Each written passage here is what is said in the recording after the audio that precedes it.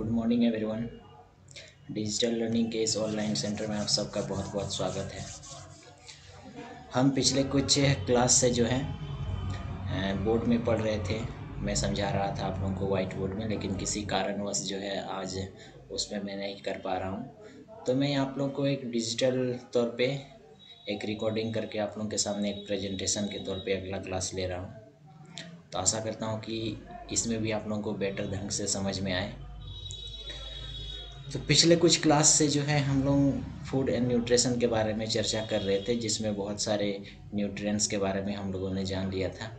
आज जो मैं लेकर आया हूँ आप लोगों के लिए वो हमारा है मिनरल्स। मिनरल्स जिसको हम लोग हिंदी में खनिज भी बोलते हैं। खनिज क्या होता है?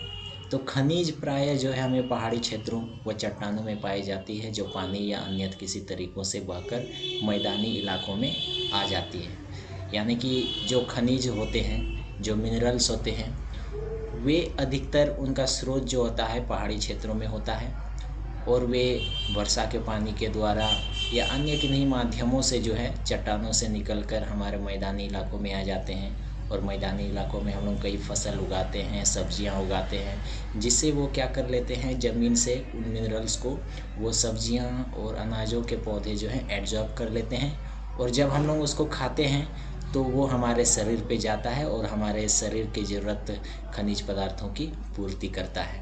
तो यहाँ पे मैंने यही सेम चीज़ आप लोग को लिखा हुआ है कि खनिज प्रायः पहाड़ी क्षेत्रों में व चट्टानों में पाई जाती है, जो पानी या अन्य किसी तरीक़ों से बहकर मैदानी इलाकों में आ जाती है तथा ज़मीनों में उगने वाले फल एवं सब्जियों में समा जाते हैं, जिन्हें हम सेवन करके पोषण प्राप्त करते हैं। बहुत सारे खनिज होते हैं, कुछ एग्जाम्पल मैंने यहाँ पे आप लोगों को दी हुई है, जैसे आपका हो गया आयरन, आयोडीन, मैग्नीज, फ्लोरीन और एक्सेट्रा। मिनरल्स जो होते हैं वे दो तरह के होते हैं। पहला जैसे माइक्रो मिनरल्स होता है और दूसरा माइक्रो मिनरल्स होता है। ये मैंने न्यूट्रिशन के टाइम में भी आप लोगों को बताया था, मैक्रो और माइक्रो में क्या डिफरेंस होता है। कि जिन खनिजों की हमारे शरीर को अधिक मात्रा में आवश्यकता होती है वे हमारा मैक्रो मिनरल्स होता है, और जिन खनिजों की हमारे शरीर को थोड़ी कम मात्रा में आवश्यकता होती है, मीन्स कि अगर थोड़ी भी मात्रा उसकी मिल जाती है तो हम लोग के शरीर में उसकी पूर्ति हो जाती है, तो वो हमारा क्या होता है, माइक्रो मिनरल्स होता है। सिंपल सा डिफरेंस है दोनों में MA और MI का। अगर MA रहा तो मैक्रो मिनरल्स होता है, मीन्स कि इन खनिज तत्वों की मात्रा जो है हमें अधिक मात्रा में आवश्यक होती है, और अगर MI रहा तो इन खनिज पदार्थों की जो है हमारे शरीर को थोड़ी कम मात्रा में आवश्यकता होती है। टोटल जो है हमें पोषण के लिए 24 प्रकार के खनिजों की आवश्यकता होती है, जिनमें से मैंने यहाँ पे ऑलरेडी आप लोगों को बताया कि किन्हीं का अधिक मात्रा में आवश्यकता होता है और किन्हीं का कम मात्रा में आवश्यकता होता है। ठीक है, तो ये मैक्रो मिनरल्स और माइक्रो मिनरल्स देख लेंगे आप लोग, समझ लेंगे इसको भी। अब हम जानते हैं कि सोर्सेस ऑफ मिनरल्स क्या होता है, यानी कि खनिज के स्रोत क्या होते हैं। तो खनिज के स्रोत ऐसे बहुत होते हैं, जैसे मीट हो गए, आपके अनाज हो गए, मछली हो गए, या फिर दूध और फल, फ्रूट्स एंड वेजिटेबल यानी कि फल और सब्जियां, नट्स हो गए जिसमें बादाम, सुपारी, मूंगफली और ऐसे ही बहुत सारी चीज़ें आ सकती हैं, है कि नहीं। तो मेनली जो है हमारे मिनरल्स के जो सोर्सेस होते हैं वो यही हैं, meat, grain, fish, milk and dairy foods, fruits and vegetable, nuts etcetera. और आप लोग पढ़ सकते हैं बुक में, देख सकते हैं, इधर उधर से भी बहुत सारे होते हैं। अब फंक्शंस ऑफ मिनरल्स के बारे में जान लेते हैं, यानी खनिज के क्या कार्य होते हैं। तो देखिए, खनिज के कई कार्य होते हैं, जिसमें से पहला जो मैंने लिखा है, कुछ ही पॉइंट को मैंने यहाँ पे दर्शाया हुआ है जो बहुत ही इम्पोर्टेंट्स होते हैं। पहला जो है वो है शरीर निर्माण के कार्य में महत्वपूर्ण है, यानी कि खनिज जो है हमारे शरीर के निर्माण के लिए, जिसको हम लोग ग्रोथ एंड डेवलपमेंट भी बोल सकते हैं, उसके लिए जो है बहुत ही इम्पोर्टेंट रोल निभाता है, भूमिका अदा करता है। साथ ही साथ ये क्या करता है, कैल्शियम और फास्फोरस के द्वारा हड्डियों का निर्माण करता है। यानी कैल्शियम, हड्डियों का जो हम लोग के हड्डियाँ बनती हैं उनमें जो है कैल्शियम और फास्फोरस का होना बहुत ही ज़रूरी होता है, जिससे हड्डियाँ मजबूत भी होती हैं। और जो कैल्शियम और फास्फोरस होते हैं, ये दो ऐसे खनिज हैं जो हमारे हड्डियों को मजबूती प्रदान करते हैं, साथ ही साथ इनका निर्माण भी करते हैं। लोहे व तांबे के द्वारा रक्त का निर्माण होता है, यानी कि आयरन और कॉपर के द्वारा हमारा ब्लड सेल्स बनते हैं। कई बार आप लोगों ने सुना होगा कि जो प्रेगनेंसी वुमेन होती हैं, प्रेग्नेंट वुमेन होती हैं, उनको सलाह दिया जाता है कि आप आयरन की गोलियां खाइए, आयरन के ज़्यादा स्रोत लीजिए। खून की कमी या जिसको भी हो जाता है उनको भी ये सलाह दी जाती है कि आप आयरन लीजिए। तो क्योंकि यही होता है इसका वजह कि जो आयरन होते हैं वे हमारे शरीर में क्या करते हैं, खून का निर्माण करते हैं, रक्त बनाते हैं। नेक्स्ट जो है वो होता है सोडियम एंड पोटेशियम के द्वारा अम्ल व क्षार का संतुलन बना होता है। यानी सोडियम और पोटेशियम ऐसे मिनरल्स होते हैं, ऐसे खनिज होते हैं जिनके द्वारा हमारे शरीर में जितने भी एसिड होते हैं या फिर बेस होते हैं, यानी कि अम्ल और क्षार होते हैं, उनका बैलेंस करके रखते हैं, उन्हें अनबैलेंस नहीं होने देते। यानी कि कोई भी अगर अम्ल अधिक हो जाएगा तो उससे भी हमें नुकसान है, अगर क्षार अधिक हो जाएगा तो उससे भी नुकसान है, कम भी हो जाएगा तो उससे भी नुकसान है। तो ये क्या करता है, बेसिकली सोडियम और पोटेशियम ये क्या करते हैं, जो अम्ल और क्षार होते हैं इनका संतुलित मात्रा में इन्हें बना कर रखते हैं। नेक्स्ट कुछ और हैं, जैसे क्लोरीन हो गया, आयोडीन हो गया, फ्लोरीन हो गया। ये दांतों के एनिमल की रक्षा करते हैं, यानी कि दांतों को मजबूती भी प्रदान करते हैं, कैविटी नहीं लगने देते हैं, सड़ते जल्दी नहीं हैं। जो हम लोग खाते पीते हैं, ठंडा गर्म कभी लगता है, वो सारी परेशानियां हम लोग को नहीं होती हैं अगर क्लोरीन, आयोडीन और फ्लोरीन का सही मात्रा जो है हम लोग सेवन करते हैं तो। साथ ही साथ क्या होता है कि मैग्नीशियम, जिंक और सल्फर शरीर में जो है क्या करते हैं, कुछ हार्मोन्स के निर्माण में सहायक होते हैं। यानी हम लोग के शरीर में जितने भी केमिकल रिएक्शन या जो भी कहिए आप लोग हार्मोन्स बनते हैं, वे हार्मोन्स के निर्माण में जो है मैग्नीशियम, जिंक और सल्फर हमारी क्या करते हैं, मदद करते हैं।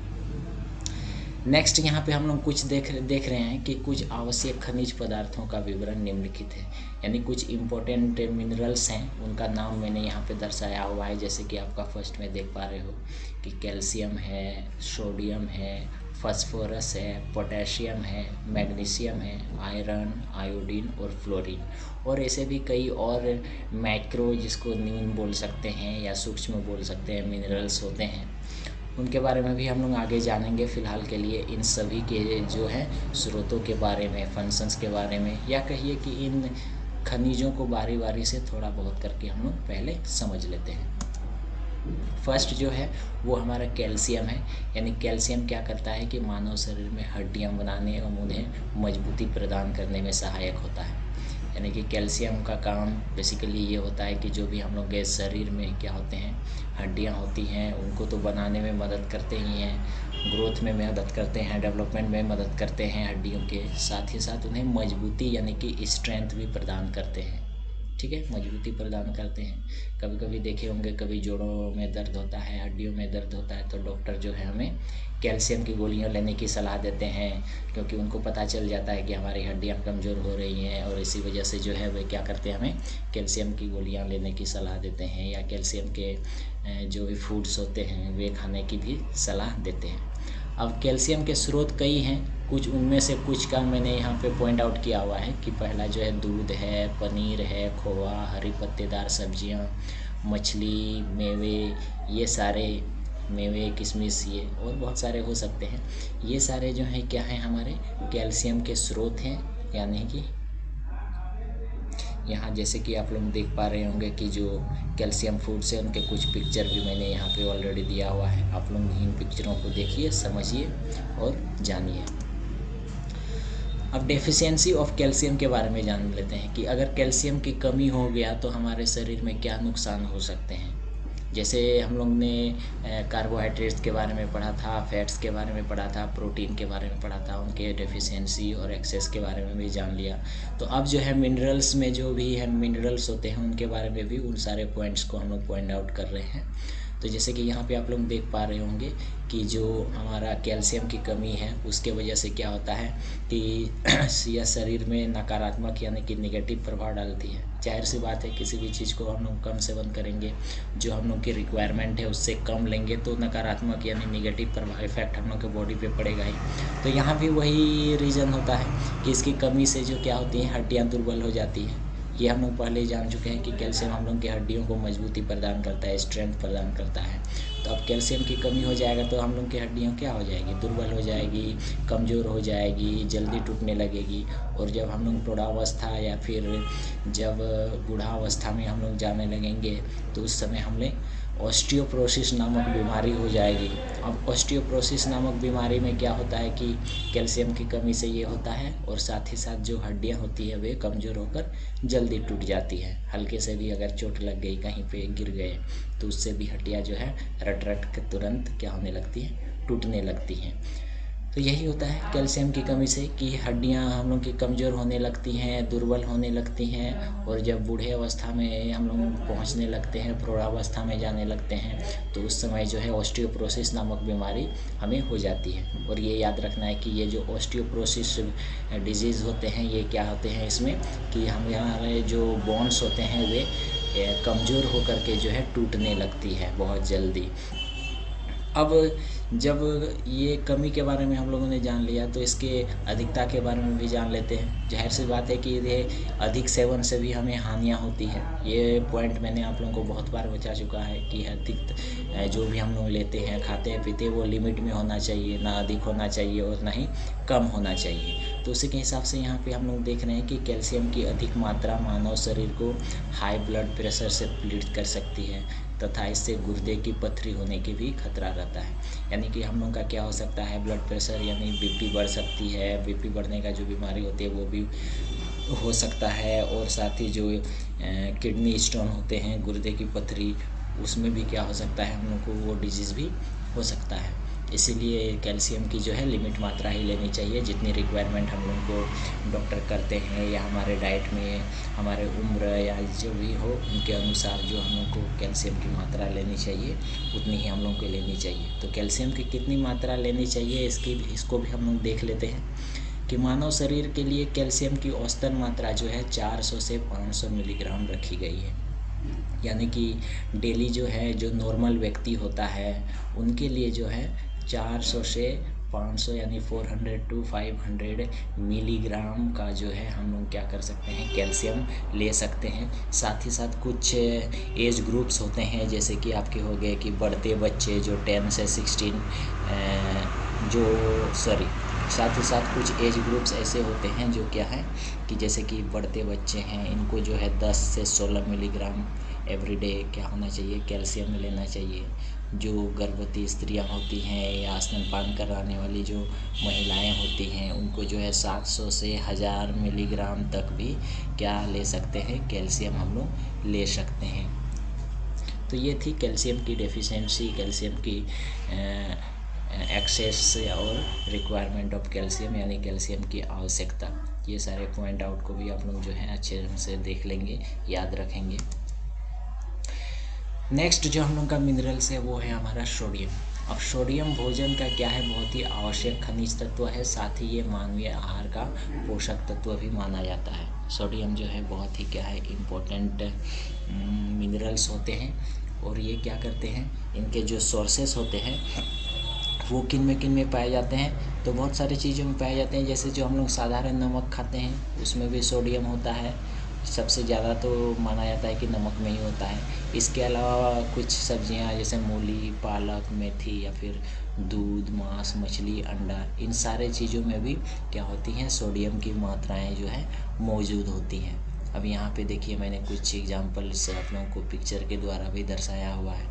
इन सभी एग्जांपल्स को आप लोग देख सकते हैं। इनमें जो है कुछ न कुछ मात्रा में जो है सोडियम मौजूद होते हैं, जो हमारे शरीर में सोडियम की मात्रा की परिपूर्ति करता है। अब फंक्शंस ऑफ सोडियम के बारे में जान लेते हैं कि सोडियम के क्या कार्य होते हैं। तो सोडियम के कई कार्य होते हैं, जिनमें से प्रमुख कार्य जो है सोडियम भोजन के पाचन में सहायक होता है। है कि नहीं। ये हम लोग जो कुछ भी खाते हैं उसको पचाने में बहुत ही मददगार होता है। किसी भी चीज़ को खाते हैं आसानी से पच जाता है। दूसरा क्या होता है कि सोडियम रक्त में घुलनशील खनिज है। ये क्या होता है, हमारे ब्लड में जो है आसानी से घुल जाता है, यानी कि ये ब्लड सोल्यूबल होता है सोडियम, जो शरीर के रक्तचाप को भी क्या करता है, नियंत्रित करता है। मीन्स कि हम लोग के शरीर का जो बीपी होते हैं, ब्लड प्रेशर होते हैं, उसको ना बढ़ने देता है ना कम होने देता है। जो एक नॉर्मल व्यक्ति का होना चाहिए उसी में जो है ये क्या करता है, उसको बैलेंस करके रखता है। नेक्स्ट जो है वो है सोडियम मानव की मांसपेशियां व कोशिकाओं को सुचारू रूप से कार्य करने में सहायक होता है। यानी कि जो हमारे मांसपेशियां होते हैं, मसल्स होते हैं या सेल्स होते हैं, इसके अलावा टिश्यूज़ भी बोल सकते हैं, उनके जो भी फंक्शंस होते हैं, जो भी कार्य होते हैं, उन कार्यों को भी करने के लिए जो है सोडियम उनको मदद करता है। अब डेफिशिएंसी ऑफ सोडियम देख लेते हैं, यानी सोडियम की कमी से क्या होता है। देखिए, सोडियम को हम लोग बेसिकली नमक भी बोलते हैं, साधारण नमक जो होता है हम लोग का, तो उसके रूप में भी सोडियम को हम लोग जानते हैं, क्योंकि सबसे अधिक मात्रा सोडियम जो है नमक से ही मिलता है। तो इसलिए नमक की कमी से मानव में पाचन शक्ति कमज़ोर हो जाती है। अगर सोडियम की कमी होगा तो क्या होगा कि पाचन शक्ति कमज़ोर होगा, साथ ही साथ लो बीपी हो जाएगा। हम लोग का जो रक्तचाप होते हैं, ब्लड प्रेशर होता है, वो भी लो हो जाएगा, कम हो जाएगा, जो नॉर्मल प्रेशर होता है उससे भी कम। ये सारी समस्याएं हो सकती हैं। और अगर सोडियम की अधिक मात्रा भी हम लोग सेवन कर लेते हैं तो इससे भी हानि है। इससे क्या होता है कि हमारे हड्डियां नष्ट होने लगती हैं, और साथ ही साथ रोगी मनुष्य या जो मानव ज़्यादा सेवन करेगा सोडियम का, तो वो हाई ब्लड प्रेशर से भी पीड़ित हो सकते हैं। यानी हड्डियां कमज़ोर कर देती है और हाई ब्लड प्रेशर भी उस व्यक्ति को हो जाता है। किसको, जो सोडियम की मात्रा जो है अधिक मात्रा में सेवन करता हो। नेक्स्ट जो है वो है सोडियम की मात्रा क्या करते हैं कि हमारे कार्य पर निर्भर करती है और मौसम पर भी कई बार निर्भर करती है कि हम लोग को कितना सोडियम लेने की आवश्यकता है, कितना सोडियम हमें लेना चाहिए। इन सारी चीज़ों की जो है किन किन बातों पर डिपेंड करती है। तो ये मौसम पर और उस व्यक्ति के कार्य क्षमता या कार्य करने पर निर्भर करती है। जैसे कि निम्न रक्तचाप वाले के कठिन कार्य, जैसे अलग अलग, यहाँ पे मैंने जो है कोमा आप लोगों को दिया हुआ नहीं है। जैसे यहाँ पे आप लोग देख पा रहे हो, निम्न रक्तचाप वाले या फिर कठिन कार्य करने वाले, गर्मियों में अधिक पसीना आने वाले को, या फिर अधिक नमक की आवश्यकता होती है। ठीक है, यानी जो लो बीपी से पीड़ित है उनको, या फिर जो हमेशा हार्ड वर्क करते हैं उनको, या गर्मियों के दिन में जिनको अधिक पसीना आता है उनको जो है नमक की थोड़ी अधिक मात्रा की आवश्यकता होती है। बाकी जो डिहाइड्रेशन होते हैं, यानी कि निर्जलीकरण की स्थिति में भी नमक की अधिक मात्रा की आवश्यकता होती है। जब प्यास हम लोग को बहुत अधिक लगने लगता है, बार बार लगने लगता है, तो उस समय भी जो है सोडियम की मात्रा, जैसे ग्लूकोज वगैरह हम लोग पीते हैं तो उसमें भी सोडियम की मात्रा अधिक होती है। वो इंस्टेंट क्या करते हैं, एनर्जी हम लोग को प्रदान करते हैं। तो इस स्थिति में भी नॉर्मली जो है हम लोग कम से कम 10 से 15 ग्राम जो है क्या रखी गई है, हम लोग की रिक्वायरमेंट सोडियम की रखी गई है कि नॉर्मल व्यक्ति को जो है 10 से 15 ग्राम सोडियम जो है हमने लेनी चाहिए हर दिन। नेक्स्ट हमारा जो मिनरल्स है वो है हमारा फास्फोरस।